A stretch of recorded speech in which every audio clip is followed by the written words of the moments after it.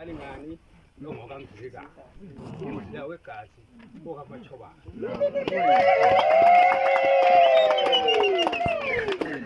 thanda ukubonga abazali bami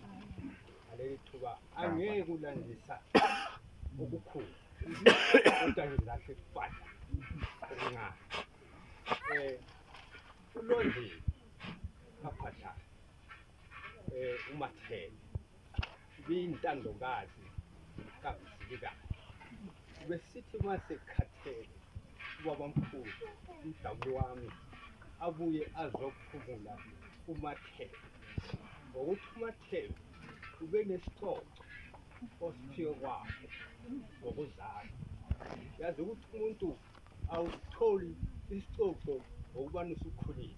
ubusufika uthola isixoxo mawuphuma esiswini sikanyoko khona uzothola lapho isixoxo wena igama ngubani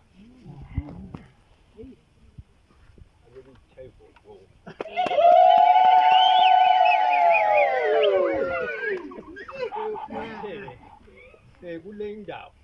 yasemhlangene eNyathi eselibiza namhlanje ithi cooperative uyamangala abantu ngani ukuthabala thando ngaye kathi kuMathele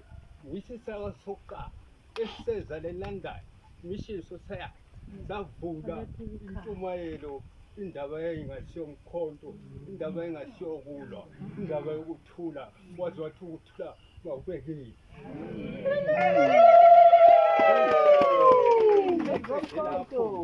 wavula imfundo isikolo sokuqala umhlangene athikho batata ezimpaphe jikelele imfundo yaqalisa eNyathi kwele mhlangene ecooperative ayizwesiza ngakho ngathi fahla kunye nguthiye ngoba dala bathi akuzwa kwakhulunywa bona inyama lokhu sevule izikole babamkhulu umzila wekhaya ukaMachobane wambona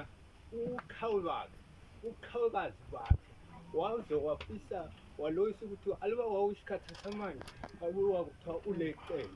ukuthiwa inkosi kodwa ngikuthi izolo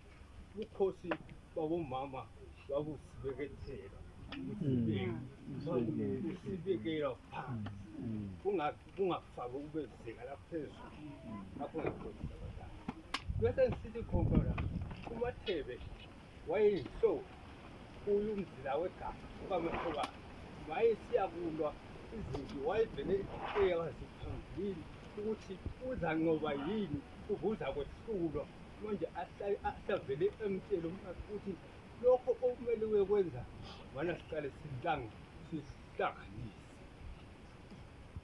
ngomani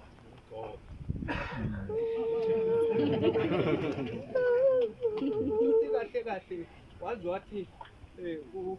ubabamkhulu wamnika ubana achomise ibutho lakhe ukuthi ibe uthi uMathele esikwanisaa ngithi angikwazi ukuthi wangena njani ngizobethi imvale yayisi uMathele uma zazikhona inkomo bese kufikile umuntu omthandayo wangena esibayeni sakhe ngisho umdawuli ingekho athi ukuthi lezi enhlanu ngiwo ekhuluma leziphila akhobe ngale angazathule kufe oyithandayo ongeke uthi